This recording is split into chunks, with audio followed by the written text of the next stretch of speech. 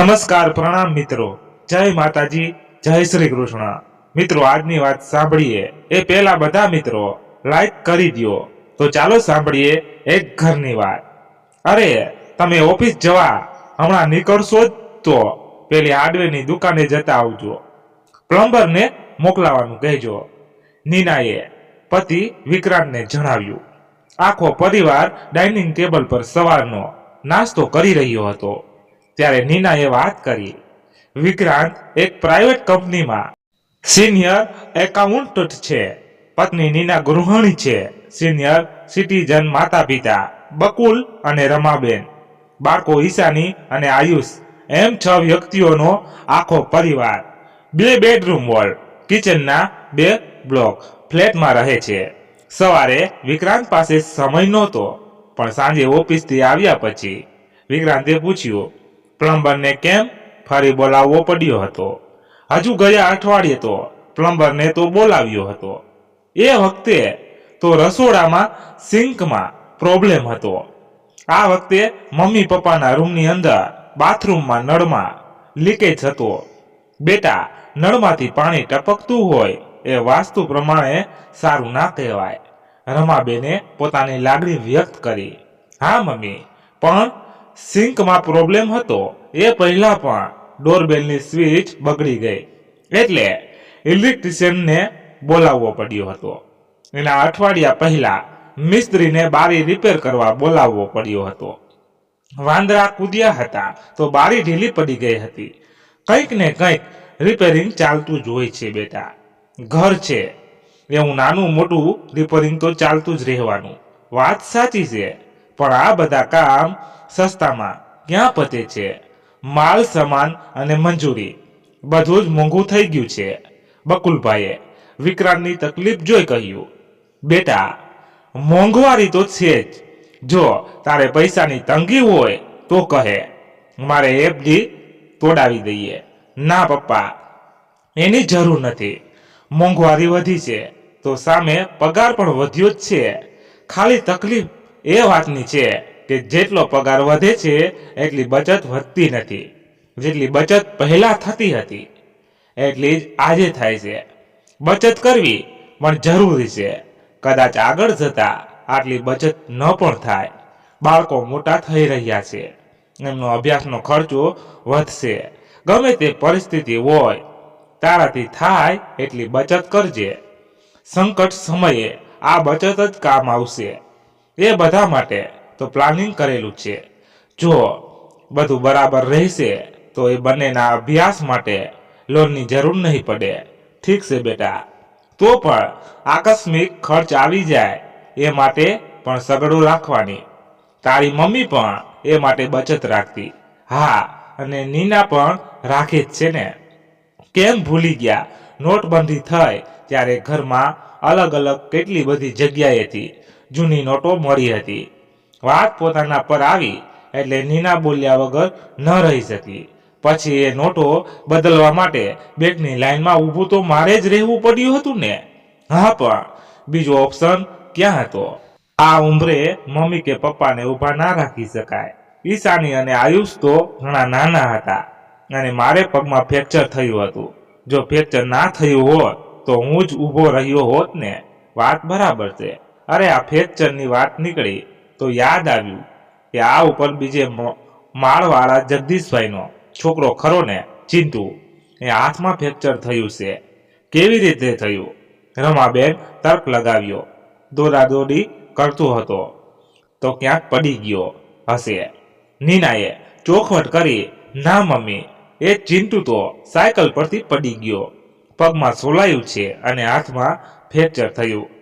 ગઈકાલે માલતી ભાભી મળ્યા હતા, એમણે કહ્યું હવે થોડો દિવસ જંપીને બેસે તો સારું છે। રોજ કેટલી દોડાદોડ કરતો હોય છે અને પાછા રાત્રે 12-1 વાગ્યા સુધી એ લોકો જાગતા જ હોય છે। એ દોડે એટલે આખું ઘર ધમધમ ધ્રુજે। 1 વાગ્યા સુધી એ લોકોનું દોડધામ ચાલે, તે ઊંઘ પણ ના આવે। તો મમ્મી, રાત્રે અવાજથી ઊંઘ ના આવતી હોય તો સવારે મોડા ઉઠવું, ઊંઘ તો પૂરી થઈ જાય। વિક્રાંતે સલાહ આપી। ના રે, મને મોડા સુધી ઊંઘવાની આદત નથી, અને આમ પણ સવારના 4 વાગ્યાથી બીજા અવાજ ચાલુ થઈ જાય. દૂધવાળા છાપાવાળા અવાજ આવે, પછી સ્કૂલ વાનના અવાજ આવે, સવારમાં કોઈ ગાડી લઈને જાય એનો અવાજ આવે. આમાં માણસ ઊંઘે કેવી રીતે? હવે રોડ પરની અવર જવર આપણે કેવી રીતે રોકી શકીએ? વિક્રાંતે સમજાવવાનો પ્રયાસ કર્યો. તો પછી તમારે બંનેએ થોડો બપોરે આરામ કરી લેવો. કરીએ જ છીએ, પણ એ દિવસે નસીબ સારું હોય તો આરામ થાય. એટલે અઠવાડિયામાં 3-4 દિવસ તો સોસાયટીમાં વાંદરા કૂદાકૂદ કરતા હોય છે. કોઈ દિવસ ચિંટુ જેવા નાના છોકરાઓ તોફાન કરે, અને ક્યારેક ભર બપોરે પેલા પાર્સલવાળા આવે અને બેલ વગાડે. નીનાએ પણ સાસુની વાતમાં સાથ આપ્યો. મમ્મીની વાત સાચી છે.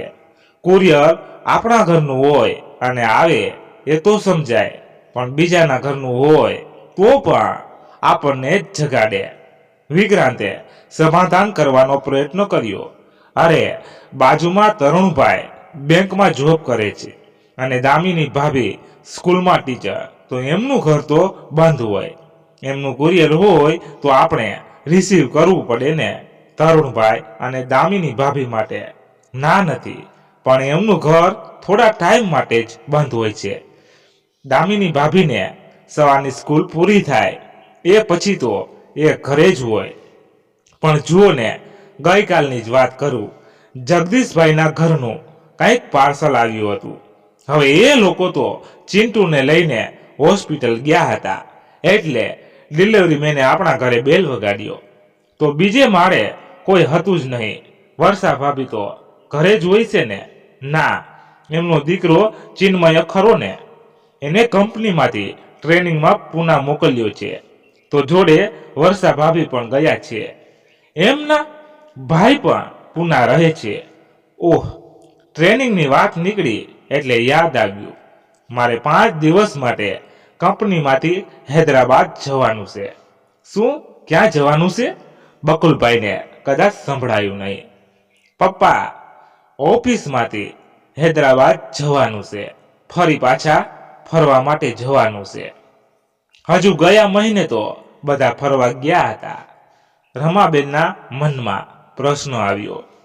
મમ્મી, એ તો કંપનીમાંથી નેનાવાલા ફરવા ગયા હતા, પણ આ વખતે તો ટ્રેનિંગ લેવા માટે જવાનું છે. બકુલભાઈએ પૂછ્યો, લે, આટલા વર્ષોના અનુભવ પછી પણ ટ્રેનિંગ લેવાની? હા પપ્પા, હવે આ બધું એકાઉન્ટનું કામ કરવાનું તો કોમ્પ્યુટર પર અને સોફ્ટવેરમાં બદલાવ આવે એટલે કંપનીના નાના પાયે ટ્રેનિંગ આપતી જ હોય છે.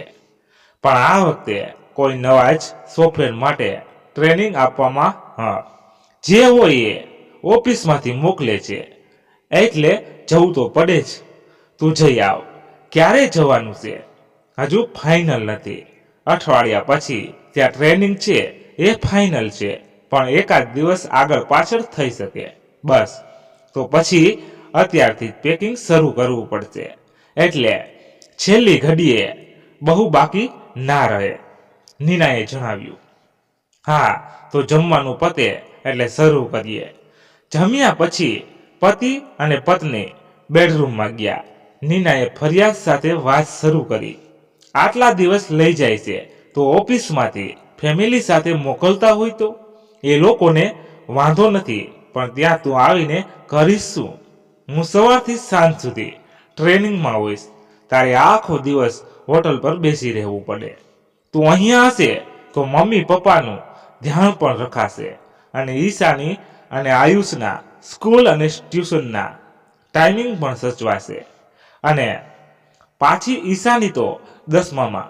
એ વાત બરાબર છે, પણ મને હજુ નથી સમજાતું કે 5 દિવસની ટ્રેનિંગ તો 2 દિવસની જ છે, પણ ટ્રેનિંગના કારણે આખા ઇન્ડિયાની બધી ઓફિસમાંથી બધા આવશે, તો 2 દિવસ બધા એકબીજાને મળશે, નવું જાણવા મળશે, એકબીજા સાથે ચર્ચા થશે, અને એક દિવસ શહેરમાં ફરવા લઈ જશે. આવા ટ્રેનિંગ સેશન, સેમિનાર, બહુ કામમાં આવે. તને કેવી રીતે સમજાવું? વિક્રાંતે કબાટ પરથી બેગ ઉતારી. એટલે તમે એમ કહો છો કે હું ઘર સંભાળું એટલે મને કશી ખબર ના પડે? નીના: એવું મેં ક્યાં કહ્યું? તો તમે એવું કહો છો કે તમારું ઓફિસનું કામ એ જ કામ, ઘરના તો કંઈ કામ જ હોતું નથી. ના, હું એવું જરાય કહેતો નથી. હું માનું છું કે ઘર સંભાળવું સરળ નથી જ. તું આખા ઘરનું ધ્યાન રાખે છે. રસોઈ બનાવવી, મમ્મી પપ્પા અને બાળકોનું ધ્યાન રાખવું, ઈશાની અને આયુષના સ્કૂલ અને ટ્યુશનના ટાઈમિંગ સાચવવા, એ બધું તું ઘણી સારી રીતે સાચવે છે. ઘરમાં કેટલાય કામ માટે નોકર આવે છે, પણ જો એ રજા પાડે તો તું એ કામ પણ કરી લે છે. આ બધું સહેલું ક્યાં છે? વિક્રાંત કબાટમાંથી કપડાં કાઢતો ગયો અને નીના ગોઠવતી ગઈ. તો પછી એમ કહો છો કે તને કેવી રીતે સમજાવું? મારો કહેવાનો અર્થ એ હતો કે ઘરનું કામ હંમેશા એક જેવું જ રહેવાનું. આજનું હોય કે વર્ષો પહેલાનું હોય કે આવનારા વર્ષોનું. જ્યારે ઓફિસના કામમાં બદલાવ આવ્યા જ કરે એવું નથી. મારા કામમાં પણ બદલાવ આવે જ છે. એક ગૃહિણીની જિંદગીમાં પણ નવા નવા ચેલેન્જ આવતા જ રહે છે. જેમ કે એમ તો બહુ બધું છે, પણ 2-4 પોઈન્ટ કહું.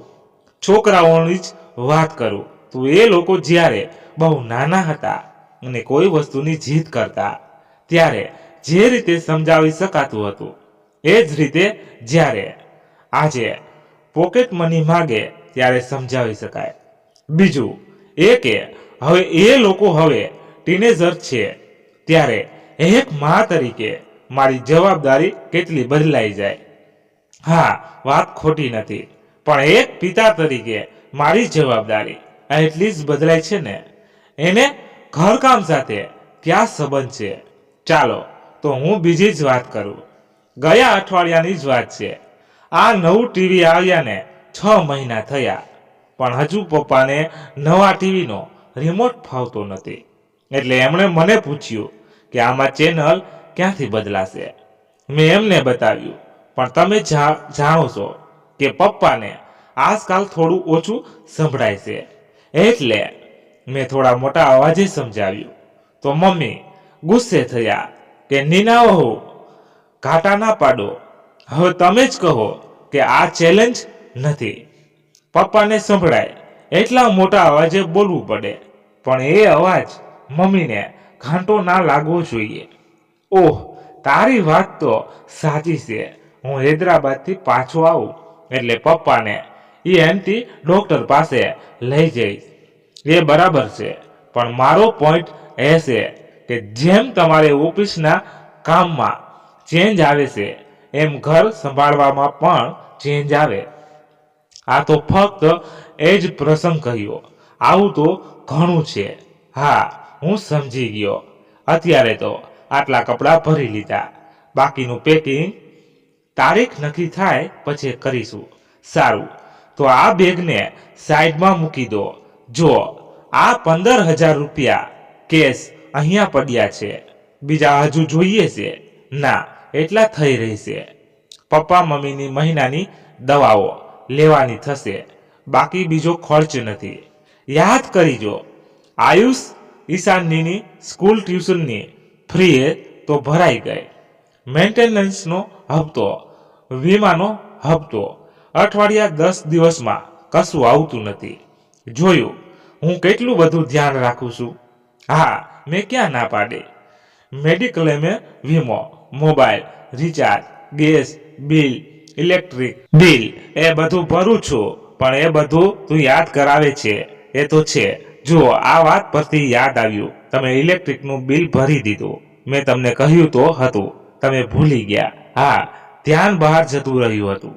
તો હમણાં ભરી જ દો. 2 જ દિવસ બાકી છે, પછી પેન્ટિંગ લાગશે. હા, સાંજે મેસેજ પણ આવ્યો હતો, અત્યારે જ ભરી દઉં. વિક્રાંત હૈદરાબાદથી પરત આવ્યો. બકુલભાઈએ એને પૂછ્યું, બેટા કેવો રહ્યો પ્રવાસ? સરસ. આમ તો આપણે બધા જોડે ફરવા જઈએ તો વધારે ગમે, પણ આ તો કંપનીએ મોકલ્યા હતા એટલે એ શક્ય નહોતું. બાકી ત્યાં સગવડ સારી હતી અને સૌથી અગત્યની વાત એ હતી કે ટ્રેનિંગ બહુ સરસ થઈ અને ખાવા પીવામાં બરાબર હતું કે કંઈ તકલીફ પડી દીકરો ગમે તેટલો મોટો કેમ ના હોય, માતાને આ પ્રશ્નો તો થાય જ, એ પણ બરાબર જ હતું. ગુજરાતી ભોજનની સગવડ હતી તો પણ ઘર જેવો સ્વાદ ક્યાંથી મળે? જ્યારે સંતોષ ના થયો ત્યારે આ તમે નાસ્તાના ડબ્બા મુકાવ્યા હતા, એ કામમાં આવ્યા. એટલે જ આપણે ગુજરાતી લોકો જ્યાં પણ જાય સૂકો નાસ્તો સાથે લઈને જાય. હા, એ વાત તો છે. અહીંની હોટલમાં ભલે દુનિયાભરના વાનગીઓ ખાઈએ પણ બહાર જઈએ એટલે આપણો ગુજરાતી નાસ્તો જ ભલો. પણ જે હોય એ ધરતીનો છેડો એટલે ઘર. બહાર ગમે તે સગવડ મળે તો પણ ઘરના હવા પાણી મળે એટલે જે હાસ થાય. બકુલભાઈએ વાત અટકાવી. હવે આ વાત તો આગળ પણ ચાલતી હશે પણ આજે લતા આવવાની છે. ઓહ, લતા ફોય આવવાના છે. ઘણા ટાઈમ પછી આવે છે. નહીં, હા, પણ એક પ્રોબ્લેમ છે. શું થયું પપ્પા? નીના વહુ કહેતા હતા કે ઈશાનની પરીક્ષા છે. હવે લતા આવશે તો એની તૈયારીમાં અસર થશે. નીનાએ વાત સંભળાવતા કહ્યું, લતા કોઈ આવે એમાં મને કોઈ વાંધો નથી. એમનું તો આ ઘર છે. પણ હવે ઈશાની અને આયુષ મોટા થઈ રહ્યા છે. એમની એક્ઝામ માટે હવે ખાસ ધ્યાન આપવું પડશે ને. બંને જણા ક્યાં તો આપણા રૂમમાં કે ક્યાં પછી મમ્મી પપ્પાના રૂમમાં ભણતા હોય છે. હવે લતાફોઈ આવે તો થોડી જગ્યાની અગવડ તો પડવાની. રમાબેને પોતાનો મત રજૂ કર્યો. નીના વહુની વાત ખોટી નથી. હવે ભણતરનું કેટલું મહત્વ ઘણું છે એ કહેવાની જરૂર નથી. જ્યારે વિક્રાંત નાનો હતો ત્યારે એટલું ક્યાં હતું? એ વખતે તો ક્યારેક એ લાઇટના થાંભલા પાસે બેસીને પણ ભણ્યો છે. પણ લતાબેનને આપણે આવવા માટે ના પણ પાડી શકીએ નહીં. તો હવે કરવું શું? આજે તો કશું થઈ શકે નહીં, બકુલભાઈ બોલ્યા. પણ આગળ માટે એક રસ્તો છે. રમા, આપણે ગામડે જતા રહીએ તો આ પ્રશ્ન મોટા ભાગે ઉકેલાઈ જશે. હા, બરાબર છે, વિક્રાંત તરત બોલ્યો. ના, બરાબર નથી. હવે આ ઉંમરે તમારે એકલા રહેવાનું નથી. બકુલભાઈએ વિક્રાંતને સમજાવવા પ્રયત્ન કર્યો. એવું નથી કે અમે કાયમ માટે જતા રહીશું. અહીં આવતા જતા રહીશું. બાળકોના અભ્યાસ માટે આ જરૂરી છે. પણ આ ઉંમરે તમારે તબિયતનું પણ વિચારવું પડે. તમે એકલા રહો એ બરાબર નથી. ગામડાની ચોખ્ખી હવામાં અમે થોડા માંદા પડીશું અને તહેવારોમાં, વેકેશનમાં તો આપણે અહીંયા કે ગામડે જોડે જ રહીશું. અને કંઈ તકલીફ થશે તો અહીં આવી જઈશું. નીનાએ વિક્રાંતની વાતમાં સૂર પુરાવ્યો. હા મમ્મી પપ્પા, તમારી લાગણી બરાબર છે. ઈશાની અને આયુષને ભણવા માટે સારી વ્યવસ્થા થઈ શકે એટલા માટે તમે આમ કહો છો. પણ તમે એકલા રહો એ યોગ્ય નથી. ગામડે બીજું આપણા પરિવારનું પણ કોઈ નથી. પહેલા તો છગન કાકા પણ હતા. હવે તમે એકલા રહીને શું કરશો? પહેલા તો ત્યાં ઘણા લોકો હતા. હવે ત્યાં ખાસ કોઈ છે પણ નહીં. તો તમારો સમય પણ પસાર કેવી રીતે થશે? પણ નીના વહુ, બાળકોનો અભ્યાસ બગડે એ બરાબર નથી. રમાબેન હજુ પણ વાત પર મક્કમ હતા. એ બંને ક્યારેય તમારા રૂમમાં વાંચે તો ક્યારેક અમારા રૂમમાં. રાત્રે ઈશાનીને મોડે સુધી વાંચવું હોય તો એ વખતે અહીં ડ્રોઈંગ રૂમમાં પણ બેસીને વાંચે. એક જગ્યા સ્થિર થવા મળતું નથી, વિક્રાંતે જણાવ્યું. એ તો સારું જ કહેવાય ને, એક જગ્યાની આદત ના પડી જાય. તારી વાત બરાબર છે, પણ હવે એ બંનેનો અભ્યાસ વધશે, આગળ જતા પુસ્તકો પણ વધશે એમના ભણવા માટે. એક રૂમ અલગ હોય તો ગમે તે પુસ્તક ગમે ત્યારે કાઢી શકે. અત્યારે શું થાય કે અમે બપોરે અંદરના રૂમમાં આરામ કરતા હોઈએ અને ઈશાનીને બીજી ચોપડી કાઢવી હોય તો એ કાઢી નથી શકતી.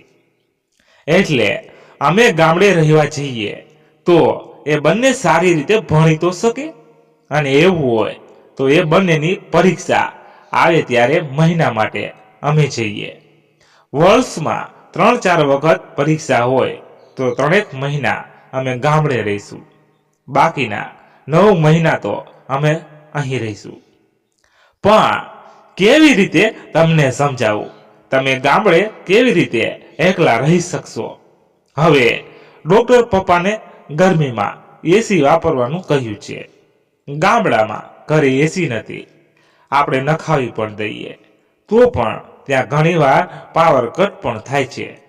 બીજું એ કે ચોમાસામાં ડેમમાંથી પાણી વધારે છોડે ત્યારે ઘણી વખત કેટલું બધું પાણી આવે છે, ત્યાંથી ક્યારેક શિફ્ટ પણ કરાવે છે. હવે આ ઉંમરે તમારાથી એ બધું થાય? બકુલભાઈએ ચોખવટ કરી.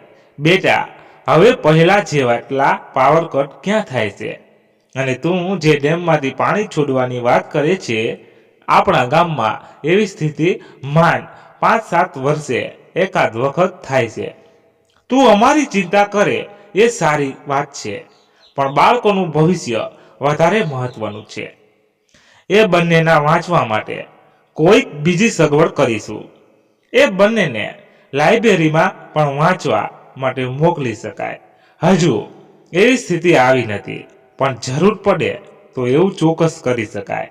હવે આગળ જતા સ્કૂલ કોલેજના મિત્રો જોડે બેસીને વાંચતા હોય છે તો ક્યારેક મહેમાન આવી જાય તો ત્યારે વાક્ય અધૂરું મૂકી વિક્રાંતે એક મોટી વાત કહી. હું વિચારું છું કે આપણે નવું ઘર લઈએ, 3 BHK. અચાનક જ વિક્રાંતે મોટો ફ્લેટ લેવાની વાત કરી એટલે બધા જ ચોંકી ઉઠ્યા. એક મધ્યમ વર્ગના પરિવાર માટે મોટા ઘરનો વિચાર એક મોટી જ વાત કહેવાય. થોડા દિવસ પહેલા વિક્રાંત મોંઘવારીની વાત કરતો હતો અને આજે અચાનક 3 BHK ફ્લેટ લેવાની વાત કરે એટલે આશ્ચર્ય થવું એ સ્વાભાવિક હતું. બકુલભાઈથી પૂછ્યા વગર ના રહેવાયું. શું પપ્પા, તમને ખરેખર કાનમાં તકલીફ લાગે છે? આપણે ડોક્ટર પાસે જઈ આવીએ. ના, મને સંભળાય છે. આ શું ના સંભળાયા માટે નહીં, પણ ના સમજાયા માટેનો હતો. તે 3 બેડરૂમના ઘર લેવાની વાત કરી એ ના સમજાયો. કેમ? જો 3 બેડરૂમ હોય તો તમારા બંનેનો એક રૂમ, અમારા બંનેનો એક રૂમ અને ત્રીજો ચિલ્ડ્રન રૂમ, એમાં બંને માટે સ્ટડી ટેબલ અને બીજી વ્યવસ્થા કરી શકાય. બકુલભાઈએ પૂછ્યું, પણ મોટા ઘરની કિંમત પણ વધારે હશે. હવે મકાનોની કિંમત કેટલી બધી વધી ગઈ છે, એટલી કિંમત કેવી રીતે ચૂકવાશે? હા, કિંમત વધારે તો હશે, પણ આપણે આ ઘરને વેચી દઈશું.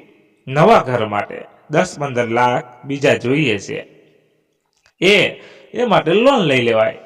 હવે ઈશાની અને આયુષ હોમવર્ક પતાવીને ડ્રોઈંગ રૂમમાં આવી ગયા હતા. રમાબેનને લોનની વાત ના ગમી. બેટા, આપણે લોનના હપ્તા ભરીને આ ઘર લીધું છે, હવે ફરીથી લોન? મમ્મી, એની ચિંતા ના કરો, મને નોકરીના આધાર પર લોન મળી જશે અને ઇન્કમ ટેક્સમાં પણ લોન બતાવવાથી રાહત પણ મળી જશે.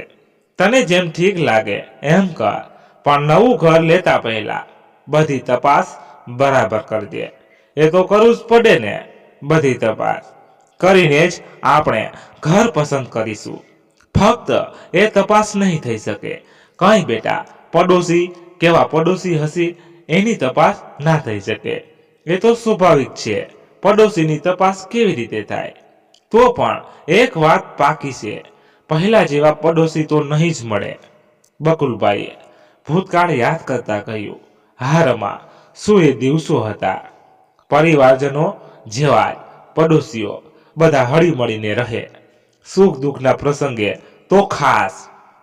પ્રસંગની તૈયારીઓ તો કેટલી સહેલાઈથી થઈ જતી. એ જમાનો જ કંઈક અલગ હતો. વિક્રાંતે આગળ વધારી, મને તો ગામડાનું થોડુંક થોડુંક યાદ છે, પણ શહેરમાં આવ્યા પછી પોળના પાડોશીઓ પણ બહુ સારા હતા. કેટલા સંપીને રહે, એકબીજાને મદદરૂપ થઈને રહેતા. હા, પણ ગામડાના પડોશી સાથે તુલના ના થઈ શકે તો આપણી બાજુવાળા તરુણ અંકલ અને દામિની આંટી મારા નથી. આયુષે નાદાનીથી પૂછ્યું.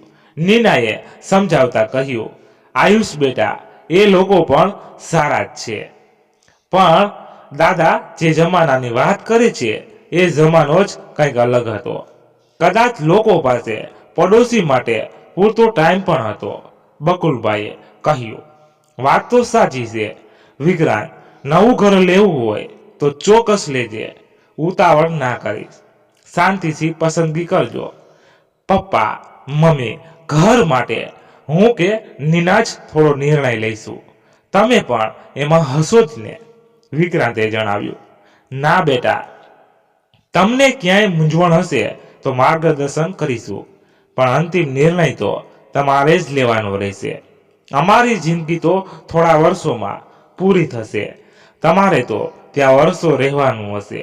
વિક્રાંત અને નીનાએ નવા ઘરની શોધ શરૂ કરી દીધી. ખરેખર તો શોધ મકાનની જ કહેવાય, કેમ કે ત્યાં રહેવા ગયા પછી જ એને ઘર કહી શકાય. પણ એ મકાન કેટલું રહેવા લાયક છે એ સૌથી વધુ મહત્વનું છે. એટલે બધા મકાનની શોધ નહીં, પણ ઘરની શોધ જ કહે છે. ઘરની શોધ ભાગ્ય જ કોઈના માટે સરળ હોય છે. આ બંને માટે પણ એક પડકાર સમાન હતી. પહેલી જગ્યા એકદમ સુમસામ હતી, તો બીજું ઘર અત્યંત ગીચ વિસ્તારમાં હતું. ક્યાંક હવા ઉજાસનો અભાવ હતો, તો કોઈ જગ્યા બજેટમાં નહોતી. વિક્રાંતની ઈચ્છા ક્યાં તો બંધાઈ રહેલા નવા ફ્લેટ અથવા તો થોડા વર્ષ જ થયા હોય એવા ફ્લેટ માટેની હતી. આખરે બહુ શોધખોળ પછી એક ફ્લેટ પસંદ આવી જ ગયો. બકુલભાઈ અને રમાબેનને પણ બતાવ્યો. એમણે પણ ફ્લેટ ગમ્યો. આ એક નવા જ બનેલા એપાર્ટમેન્ટમાં એક ફ્લેટ હતો. વિક્રાંતે બિલ્ડર રાકેશભાઈ સાથે ફ્લેટની ખરીદી માટે વિગતવાર વાત કરી. ટોકન રકમ આપી ફ્લેટ બુક કરાવી લીધો. રાકેશભાઈએ કહ્યું, જો તમારું બુકિંગ તો કરી દીધું છે, પણ સમયસર તમારે હપ્તા ભરવા પડશે. હા, અમારો ફ્લેટ વેચાઈ જાય એટલે મોટાભાગનું પેમેન્ટ થઈ જશે. બાકીની રકમ માટે અમે લોન લેવાના છીએ. ઠીક છે, પહેલા હપ્તા માટે 15 દિવસનો સમય છે. પહેલો હપ્તો ભરાય એ પછી તમે લોનના ડોક્યુમેન્ટ માટે ઓફિસે આવજો. ત્યાં સુધી તમે તમારા ફ્લેટ વેચવાની કામગીરી શરૂ કરો. ઘરે આવ્યા પછી ફ્લેટ તો બુક થઈ ગયો. હવે આ ફ્લેટને વેચવાનું કામ કરવું પડશે. હું કમલેશભાઈને કહી રાખીશ. જગદીશભાઈ હમણાં મળ્યા, એમણે કહ્યું. વિક્રાંતે નીનાને કહ્યું, મેં હમણાં દામિની ભાભીને કહ્યું. એ લોકો પણ ધ્યાનમાં રાખે. કંઈ વાંધો નહીં, હું વિચારું કે 2-3 દિવસ રાહ જોઈએ, પછી એવું લાગે તો કોઈ દલાલને પણ મળીશું. પણ આપણે કિંમત કેટલી કહેવાની છે? આમ તો આપણા ફ્લેટના 55 થી 60 લાખ આવે છે. આપણે બધાને 62 લાખ કહીએ. વધારે કહીશું તો આપણે થોડું ઘટાડી શકીશું, પણ 55 લાખથી ઓછામાં તો વેચવો જ નથી. હા, બરાબર છે. ના, ફ્લેટમાં 90 લાખ થવાના છે, અને ફર્નિચર સાથેનો બીજો ખર્ચ જુદો. જો આ ફ્લેટના 60 લાખ આવે તો લોન ઓછી લેવી પડે. એ જો બધું સમયસર થઈ જશે તો આપણે 4 મહિના પછી નવા ઘરે શિફ્ટ થઈ જઈશું. ઈશાનીએ પોતાની ઈચ્છાઓ જાહેર કરી દીધી. પપ્પા, અમારા રૂમમાં મારા માટે અને ઈશાન માટે અલગ અલગ સ્ટડી ટેબલ, અલગ કપબોર્ડ, ડ્રોઈંગ રૂમમાં મોટી સ્ક્રીનનું સ્માર્ટ ટીવી, એક મોટું ઝુમર અને બાલ્કનીમાં ડિફરન્ટ પ્લાન્ટ્સ પછી બાલ્કનીમાં તો દાદા દાદી માટે હિંચકો આવશે. ગામડાના ઘરના હિંચકાને બંને કેટલો મિસ કરે છે. નો પ્રોબ્લેમ પપ્પા, હિંચકો પણ મને ગમશે, પણ મોડ્યુલર કિચન અને ચીમની તો કરવાની. ડબલ ડોર ફ્રીજ, ફૂલી ઓટોમેટિક વોશિંગ મશીન તો લેવા જ પડે. નીનાએ પોતાની ઈચ્છા જણાવી. હા, બધાની ઈચ્છા પ્રમાણે કરીશું, પણ બજેટમાં, વિક્રાંતે જણાવ્યું. ત્યાં જ ડોરબેલ વાગ્યો અને અરે તરુણભાઈ આવો. વિક્રાંતભાઈ, હવે તો આપણે થોડા દિવસ માટે જ પડોશી રહેવાના. તમને બહુ મિસ કરીશું. અમે પણ તમને મિસ કરવાના જ ને. કેટલા વર્ષોથી આપણે અહીંયા રહીએ છીએ. અહીંથી ભલે જઈએ પણ આપણે સંપર્ક નહીં તોડીએ. મળવાનું ચોક્કસ રાખીશું. ચોક્કસ. મારા ધ્યાનમાં આ ફ્લેટ માટે એક ગ્રાહક છે. મારી બેંકમાં એક કલીગ છે. એમના બ્રધર ફ્લેટ શોધી રહ્યા છે. ઓહ, તો એમને બતાવી દઈએ. તો એમને હું વાત કરી દઈશ. કેટલી કિંમત નક્કી કરી છે? 62 લાખ નક્કી કર્યા છે. ફર્નિચર અને ઇલેક્ટ્રિશિયન સાથે. પછી તો બેસીને જે નક્કી થાય એ. ઓકે, તો હું કાલે વાત કરી જોઉં, પછી જણાવીશ. તરુણે જેની વાત કરી હતી એ નીરજ એની પત્ની ગાયત્રી સાથે ફ્લેટ જોવા આવ્યા. એને ફ્લેટ પસંદ પણ આવ્યો. 62 લાખ તો વધારે છે. થોડું વિચારીને કહો. જુઓ, બધું જ વેલ મેન્ટેન છે. તમારે બીજો ખર્ચો કરવાનો પણ નથી. આ ફર્નિચર અને ઇલેક્ટ્રિક્સ પણ અમે મૂકીને જવાના છીએ. એ જોતા 62 લાખ વધારે ના કહેવાય. ફ્લેટને પણ આટલા વર્ષ થયા છે. એ જોતા 55-56 લાખ બરાબર કહેવાય. ના, એટલું ઓછું તો ના સેટ થાય. તમે તરુણભાઈના રેફરન્સથી આવ્યા છો તો ચલો 61 લાખ એ પણ વધારે જ છે.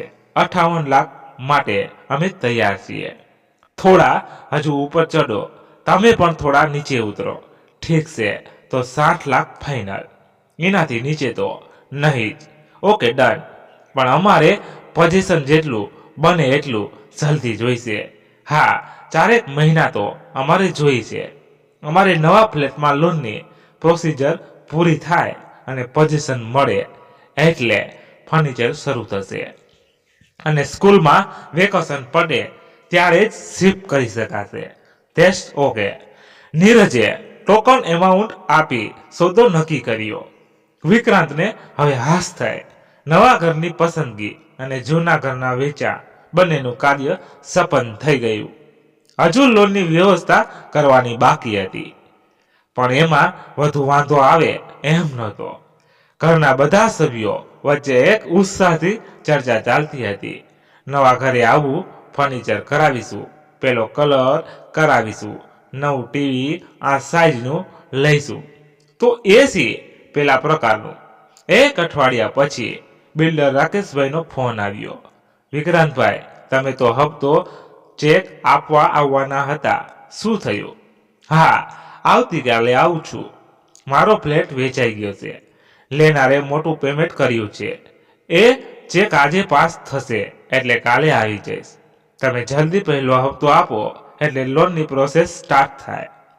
પણ જો અઠવાડિયા સુધીમાં જો હપ્તો નહીં ચૂકવો તો મારે બુકિંગ કેન્સલ કરવું પડશે. મારા પાર્ટનર ના, એવું કરવાની જરૂર નથી પડી. હું કાલે આવશું. બીજે દિવસે વિક્રાંત જઈને ચેક રાકેશભાઈને આપી આવ્યો. પછીના દિવસે સાંજે પરિવાર ડાઇનિંગ ટેબલ પર હાજર હતો. બધા જમીને ઊભા થઈ રહ્યા હતા. ત્યાં રમાબેને કહ્યું, વિક્રાંત બેટા, નવા ઘરમાં મંદિર માટે થોડી જગ્યા રાખજે. અહીં તો બહુ જ નાની જગ્યા છે. હા મમ્મી, આપણે સારી અને વ્યવસ્થિત જગ્યા રાખીશું. અને હું તો ભૂલી જ ગઈ, ત્યાં તો એક જ માળિયું છે. આપણે બીજા રૂમમાં પણ માળિયા જોઈશું, નીનાએ જણાવ્યું. નીના, તું પણ ખરી છે. ઘર અત્યાર કરતા આટલું મોટું છે તો પણ હજુ જીવ માળિયામાં જ છે. માળિયું તો જોઈએ જ. રમાબેને વિક્રાંતને સમજાવ્યું. આપણે ગુજરાતી લોકોને ઘર ગમે તેટલું મોટું હોય પણ માળિયા વગર ના ચાલે. સારું, ફર્નિચરની સાથે સાથે કરાવીશું. વિક્રાંતે જવાબ આપ્યો. ત્યાં જ ડોરબેલ વાગ્યો. આવો આવો તરુણભાઈ. વિક્રાંતભાઈ, તમારો ફોન નથી લાગી રહ્યો. નીરજભાઈ તમને ફોન લગાવી રહ્યા છે પણ ફોન બીજી જ આવે છે. હા, શાંતિ જ કંઈક પ્રોબ્લેમ છે, નેટવર્ક પકડાતું જ નથી. નીરજભાઈને કંઈ કામ હતું, એમનો ચેક પાસ થઈ ગયો ને એવું કન્ફર્મ કરવા ફોન કરતા હતા. ચેક તો પાસ થઈ ગયો છે, ફોનમાં નેટવર્ક આવે એટલે હું જણાવી દઈશ. એક કામ કરો ને, તમે એને જણાવી દેજો ને પ્લીઝ. ઓહ વિક્રાંતભાઈ, ક્યાં આટલી ફોર્માલિટીની જરૂર છે?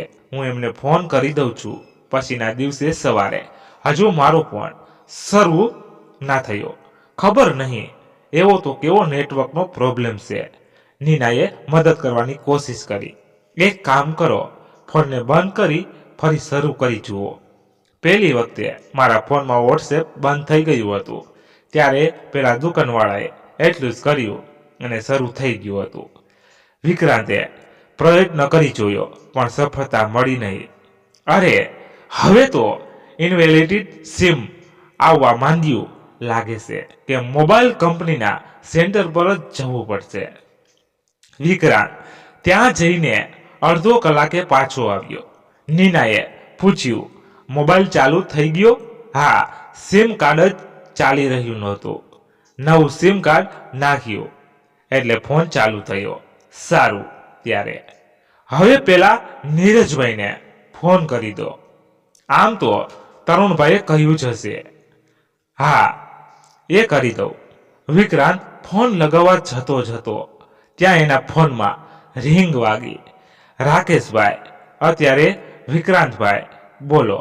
હા રાકેશભાઈ, ક્યારનો ફોન લગાવું છું પણ લાગતો નહોતો.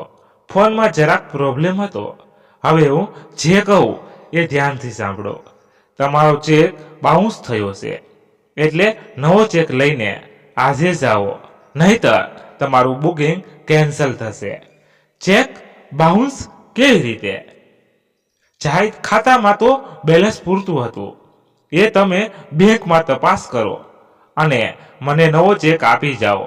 ફોન પૂરો થવા વિક્રાંતે નેટ બેન્કિંગથી બેલેન્સ ચેક કર્યું. જે ચેકની રકમ બાદ થયા પછીનું હતું. શું થયું? કઈ પ્રોબ્લેમ થયું? નીનાએ ચિંતા થઈ. હા, રાકેશભાઈ કહે છે કે ચેક બાઉન્સ થયો છે અને બેંકમાં એમાઉન્ટ ડેબિટ થઈ ગઈ છે. લાગે છે કે કંઈક સમજાવવામાં ભૂલ થઈ ગઈ હશે. એક કામ કરો, પહેલા ઓફિસે ફોન કરીને રજા લઈ લો અને પછી બેંકમાં જઈ આવો. તરુણભાઈ પણ બેંકમાં હશે. હા, બરાબર છે.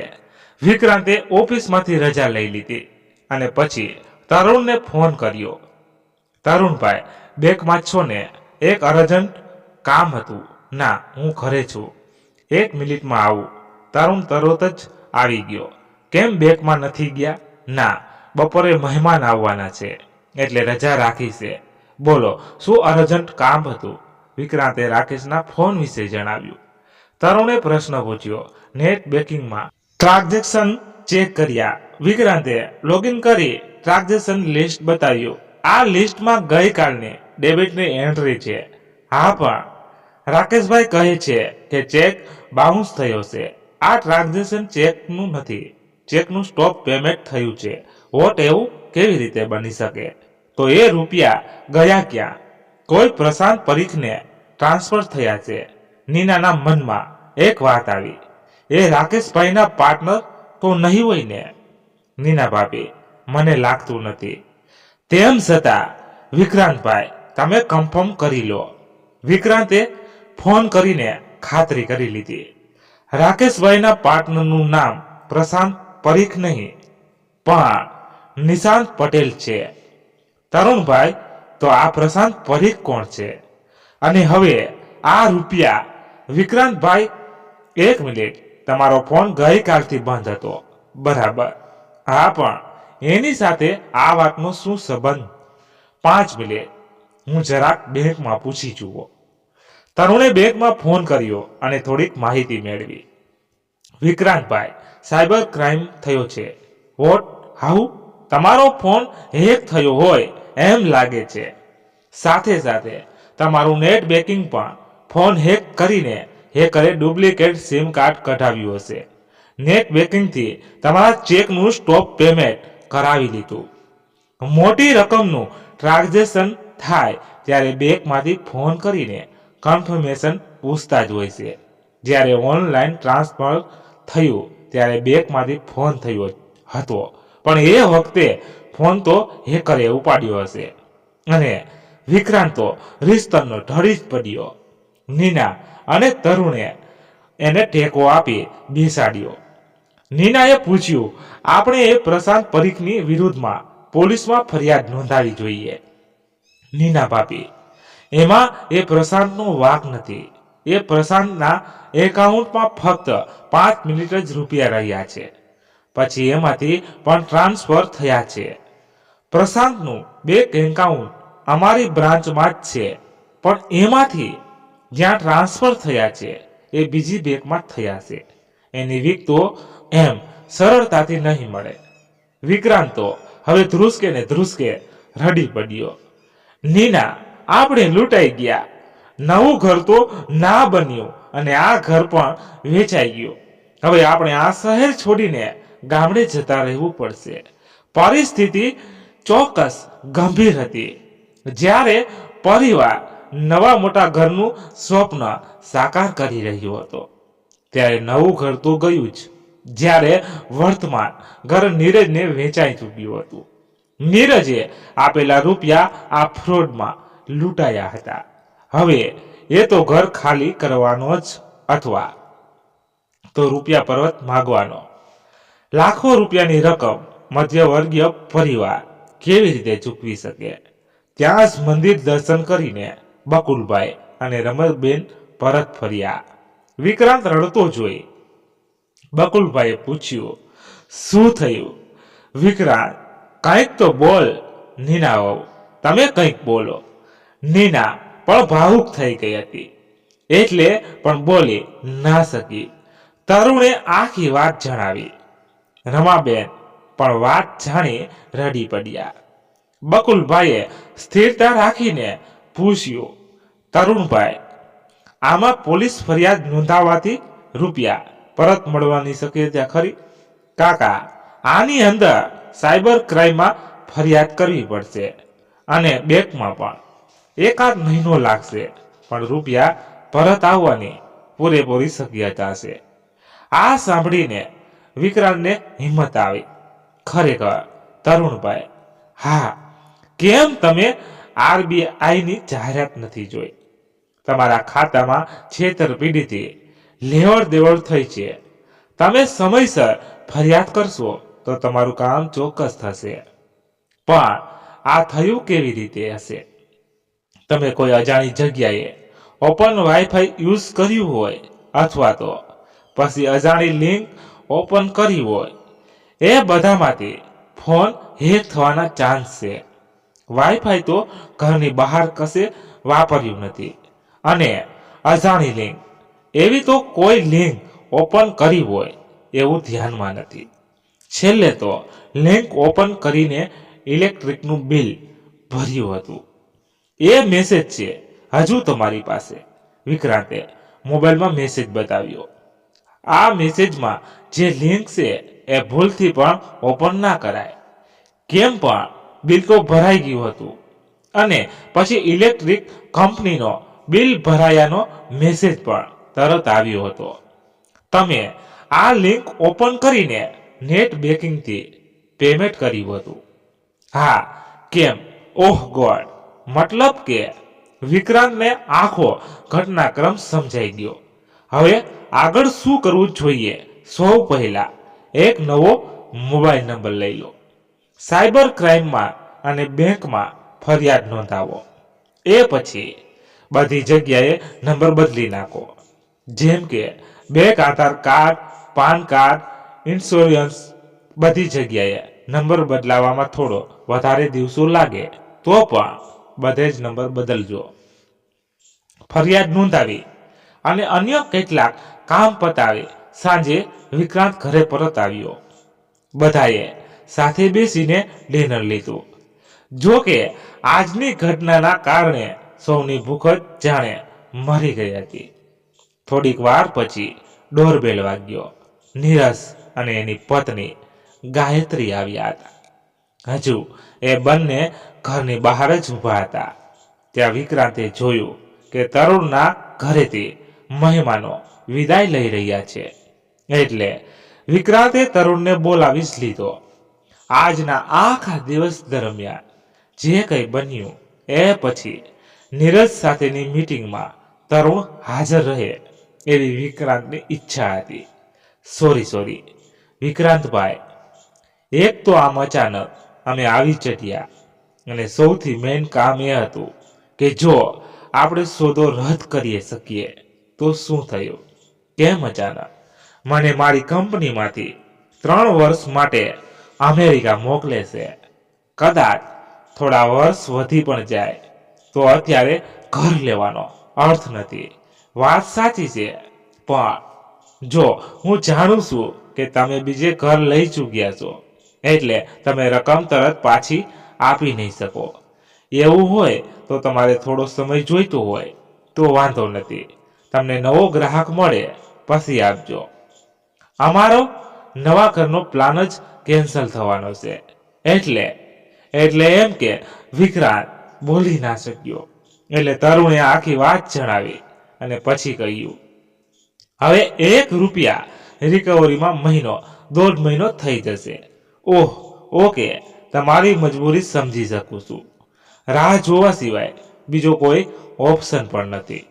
જુઓ મોટાભાઈ તરુણભાઈને સારી રીતે ઓળખે છે તો એ જોતા તમારા પર વિશ્વાસ રાખ્યો છે, પણ આખા સાયબર ક્રાઇમ કેસની મને અપડેટ આપતા રહેજો, કારણ કે વાત અહીં લાખો રૂપિયાની છે. ચોક્કસ નીરજભાઈ, જેવા રૂપિયા પરત આવે એટલે તરત જ તમને ચેક આપવા હું આવી જઈશ. સાયબર સેલે આશરે 1 મહિનો કહ્યો છે, કદાચ 1.5 મહિનો પણ થઈ શકે. તો ત્યાં સુધી સમય તમે આપી શકો તો સારું. ઠીક છે, પણ એનાથી વધારે સમય લાગે તો તમારે તાત્કાલિક સગવડ કરવી પડશે. એનાથી વધુ સમય હું નહીં આપી શકું. 1.5 મહિના પછી રૂપિયા ખાતામાં પરત આવી ગયા. આખી પરિસ્થિતિ જોઈ બિલ્ડર રાકેશભાઈએ ટોકન એમાઉન્ટ પણ પરત આપી દીધી. મોબાઈલ નંબર બધી જગ્યાએ બદલાઈ ગયો અને નીરજને ચેક આપી વિક્રાંતે ઘર આવ્યો. હાસ, બધું થાળે પડી ગયું. નીના ખુશ હતી. આપણું ઘર બચી ગયું, એ જ સૌથી મહત્વનું, રમાબેન બોલ્યા. હવે ફરીથી મોટા ઘર પાછળ ના દોડીશ, બકુલભાઈએ સલાહ આપી.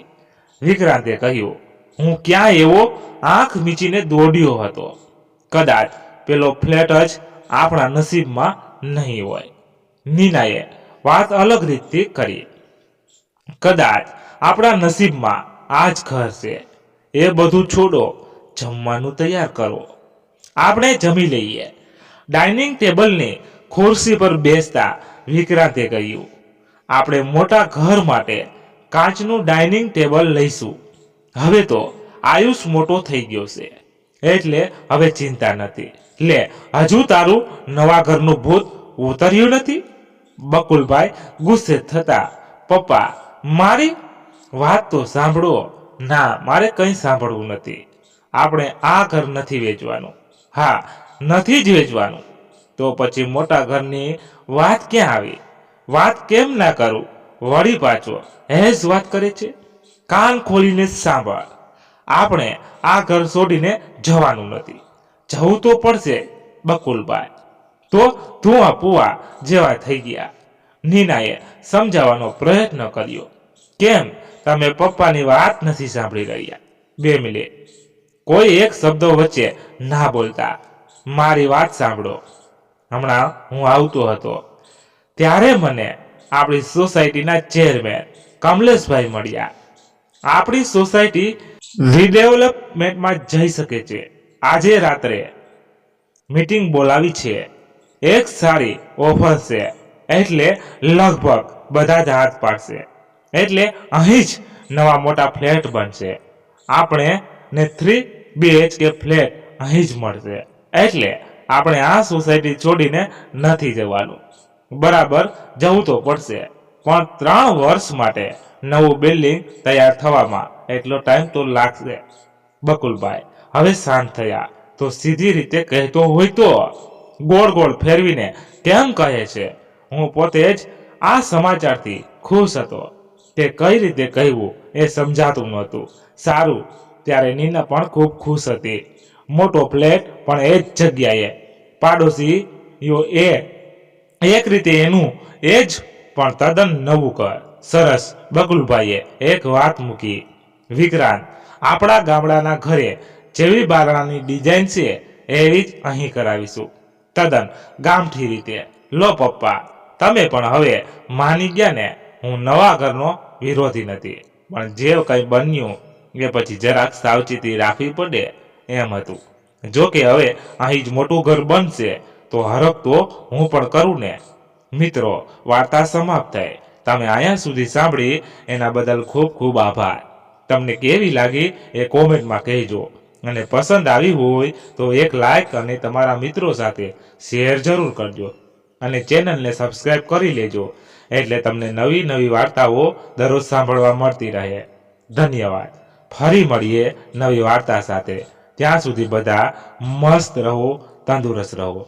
જય માતાજી, જય દ્વારકાધીશ. હર હર મહાદેવ મહાદેવ મહાદેવ. જય શ્રી રામ, જય બજરંગ બલી. તો મિત્રો, અમારી વાર્તામાં ક્યાંય ભૂલ હોય તો તમે કોમેન્ટ કરીને અમને જણાવી શકો છો. ધન્યવાદ. Thank you so much.